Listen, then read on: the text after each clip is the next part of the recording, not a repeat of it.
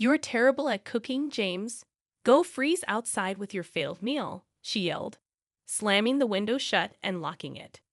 I hurried to the window, pleading for James to open it as I pounded on the glass. But he just smirked and closed the curtains. The cold started to creep in, and I began to shake. My body, warm just moments ago from the heater, was quickly losing its heat. What will happen if it stays this cold? Even my baby inside me. I was about to faint from the freezing cold when someone suddenly reached out to help. "Are you okay?" The next day, I came back home with him. James was outside, freezing naked. I was stunned at the sight, but Liam stepped forward. "Isn't that what you said? If you can't cook properly, then freeze outside." Liam gave James a stern look and spoke in a cold tone. James, shivering in the yard, could barely muster a response. "I'll call for an ambulance out of kindness. Emily, do you have anything to say to him before it arrives?" I nodded and stepped closer to James. "My name is Emily Smith. I'm 28 years old and stay at home. When I was working, my mom got sick and passed away. Then my dad suddenly died from a heart problem. I was left all alone since I'm the only child. It was really hard being by myself, but I kept busy with work. Emily, are you okay? You seem stressed." During that tough time, my husband James was there for me. He comforted me when I felt sad and alone. Eventually, we fell in love and got married after dating for a few years. "We're so happy to have such a wonderful woman in our family," my in-laws said. "James, you've brought home a great lady." After our wedding, I moved in with James' family, and we all got along great. "Emily, I saw a new cafe near the train station on TV. Let's check it out sometime," James suggested. "Sure, I'd love to." I especially bonded with my mother-in-law, and we made it a tradition to go out for a meal once a week. I also connected well with my father-in-law, who enjoys cooking, and we've cooked together in the kitchen a few times. "I'm happy you're getting along with my family, but what about my younger brother?" "He can be a bit of a handful," James asked. "Oh, he's fine. Liam, my brother-in-law, and I don't talk much because he works from home and stays in his room most of the time. But when I showed interest in his work, he explained it to me in detail. So, I've been getting along well with James' family." A few years later, I found out I was pregnant with James' child. Because of how bad my morning sickness was, I decided to quit my job. "I think that's a good call." "Don't overdo it," James agreed. Deciding to quit wasn't just my choice. I talked it over with James' family. Both James and Liam make enough money for us to live comfortably. I also have savings, and with my father-in-law working and my mother-in-law having a part-time job, quitting my job won't cause any issues. "Wow, pregnant women have it easy. No work, no complaints," someone remarked. Lately, James has been complaining about me not working. But during our discussions about me quitting my job, James was actually the one who suggested it first.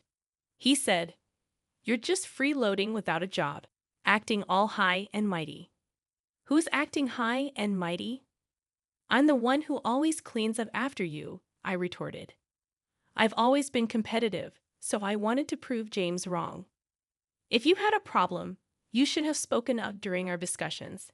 You were the one who brought it up, right, James? Instead of complaining, focus on your own responsibilities. My parents-in-law agree with me and support my decision." James feels left out. He and Liam don't get along, so Liam never supports James.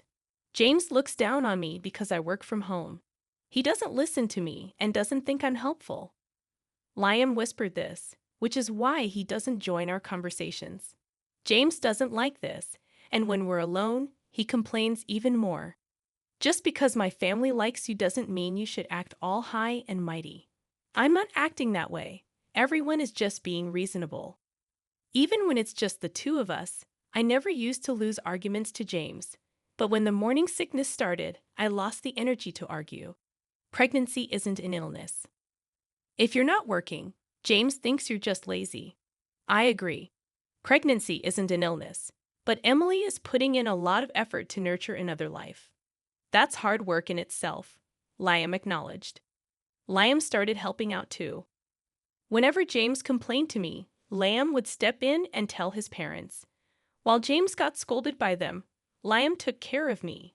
At this rate, it's hard to tell who the real father is, I joked, rubbing my belly. With my in-laws keeping an eye on things, I hoped James would eventually change. Until then, I kept trusting him. Oh, James isn't back yet? No, not yet. Suddenly, James started coming home late all the time. He claimed it was because of overtime, but I wasn't sure if that was true. Even on his days off, he'd say he was working late or got called in unexpectedly and wouldn't come home at all. I began to suspect James was cheating, and so did his parents. We tried to gather evidence together, but it was tough to catch him in the act. He always seemed to be at the office, and we couldn't find any evidence of him seeing another woman. Well, we can't really know what's going on inside the company, his parents said. I asked one of his coworkers, but she said everything seemed normal. Hey, Emily, take it easy, she told me. My morning sickness got so bad that I couldn't do any housework. But my father-in-law cooked, my mother-in-law helped with other chores, and Liam pitched in, so everything was okay. You should be ashamed of yourself. Lying around all day, not doing any housework, even though you're a homemaker? Why are you even here? James, who had seen his parents doing chores, woke me up one night just to say that. When I looked upset, Liam replied, "That's rich coming from someone who's not pulling his weight as a husband. Every time you challenge me, even though I'm the eldest. Well, you're not exactly the role model type of brother. You've always been a bit of a know-it-all," Liam retorted. The argument between the brothers escalated, almost turning physical, before their parents stepped in to stop them. After hearing what happened, their parents scolded James, saying, "That's enough. Do whatever you want." "Wait, James, where are you going without talking to me?" James left without a word. "I'm really sorry about that. We apologize," their parents said to me in place of James, and the situation calmed down. However, James's behavior has been worsening, and something needs to be done soon. I was at a loss for what to do. Is everything okay? One Saturday, my in-laws had planned a trip for a local event. Despite arranging it beforehand, they were worried about leaving me alone due to James's recent behavior. "I'm concerned about leaving you," my mother-in-law said. "I'll be fine. My morning sickness has eased up a lot," I assured them. They left with concern, and around the same time, Liam had overnight commitments. "I'm sorry for leaving at this time," Liam said. "It's okay, take care," I replied. Not long after they left, Liam also departed. James was unusually at home that day, still asleep. Despite not feeling my best, I decided to get up and do things around the house. I didn't want to risk James's criticism if I stayed idle. Thankfully, my father-in-law had prepared plenty of dishes and stored them in the fridge. I started cleaning and doing laundry, taking it easy on myself. "Hey, breakfast!" James finally woke up close to noon, still looking grumpy with messy hair. He demanded breakfast, and I rolled my eyes, grabbing some leftovers from the fridge. "What's that? Leftovers your dad made you? You can't even cook as a homemaker," James remarked. His comment annoyed me. Why does he say things like this? Doesn't he realize I'm pregnant with his child? There's no excuse for his behavior. Sorry, but right now, my main job is taking care of our baby. Household chores can wait. How dare you talk to your husband like that? James shouted at me, but then Liam barged in, breaking the tension. I could hear them arguing loudly outside. "You stay out of this." James snapped at Liam before storming off to his room, muttering angrily. As expected, James made a racket and then left the house. Liam let out a heavy sigh. "You okay?" Liam asked as he entered the room. "Yeah, what brings you here?" I replied. "I just came to pick up something I forgot," Liam explained, looking at me with concern. I chuckled, noticing how much he resembled his mother. "It's all right, go ahead. Don't worry about me," I assured him. "Okay then, I'll head out," Liam said, hesitating for a moment before leaving. I couldn't help but wonder, Where did the James I first met go? At this rate, it seemed like divorce was inevitable. But I still wanted to remain close to my in-laws. Feeling suddenly drained, I decided to lie down. And before I knew it, I fell into a deep sleep. Emily, time to wake up. James's voice interrupted my sleep. Mim, I mumbled as I sat up. I met James's eyes, expecting him to scold me. However, he gave me a wry smile. I'm sure I'll get an earful from James later, I thought. I wanted to let you sleep, but it's already evening, James said in a surprisingly gentle tone. I was shocked by his kindness. I've prepared dinner, so when you're ready, come join me, he added before leaving the room. I noticed a blanket over me and couldn't help but wonder if James had covered me. I went to the kitchen and found my father-in-law's dishes already warmed up, ready to eat. I'm sorry, Emily, James said sincerely. When I found out we were having a baby, I was thrilled, but then I got overwhelmed and took it out on you. This cake is my way of apologizing. James presented a cake to me. Honestly, this gesture couldn't erase all the past hurts, but his genuine apology warmed my heart. For now, I decided to forgive him and enjoy our meal together. Look, it's snowing, James exclaimed excitedly. Oh, you're right. Let's go see, I replied, following him to the window. The sight of the snow falling against the night sky was beautiful. Since I came from a place where it rarely snowed, this was a special moment for me. Without hesitation, I moved closer to the window. Let's open it, James suggested. But it'll be cold, I protested. Just put on a jacket. He insisted as he draped one over me and opened the window, letting in the chilly wind.